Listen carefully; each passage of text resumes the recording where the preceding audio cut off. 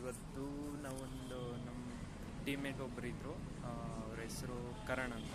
ಅವನದು ಬರ್ಡೇ ಇತ್ತು ಇವತ್ತು. ಸೆಲೆಬ್ರೇಟ್ ಮಾಡೋಕ್ಕೆ ಅಂತ ಒಂದು ಹೋಟೆಲ್ಗೆ ಹೋಗಿದ್ವಿ. ಎಲ್ಲ ಸೆಲೆಬ್ರೇಷನ್ ಆದಮೇಲೆ ಮನೆಗೆ ಹೋಗ್ಬೇಕಲ್ಲ, ಮನೆಗೆ ಹೋಗ್ಬೇಕಾದ್ರೆ ಒಂದು ಊಬರ್ ಬುಕ್ ಮಾಡೋಕ್ಕೆ ಟ್ರೈ ಮಾಡಿದ್ವಿ. ಅದರಲ್ಲಿ ಫೇರ್ ತೋರಿಸ್ತು ಒಂದು ಅರೌಂಡ್ 300. ಸೊ ನಾವೇನು ಮಾಡಿದ್ವಿ ಅಂದರೆ, ಇಲ್ಲಿ ಹತ್ರದಲ್ಲಿ ಒಂದು ರೈಲ್ವೆ ಸ್ಟೇಷನ್ ಇರ್ಬೋದು ಅಂತ ಜಸ್ಟ್ ಸರ್ಚ್ ಮಾಡಿದ್ವಿ. So it was near to 400 metres.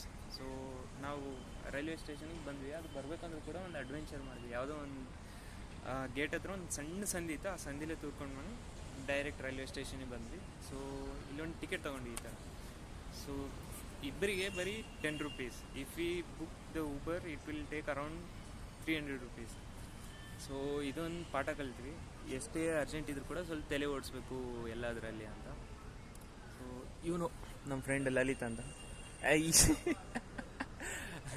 ಇವನು ಯಾವಾಗಲೂ ನನ್ನ ಜೊತೆ ಸಾತಿರ್ತಾನೆ. ಸೊ ಅದೊಂದು ಇಷ್ಟ. ಇಷ್ಟೇ.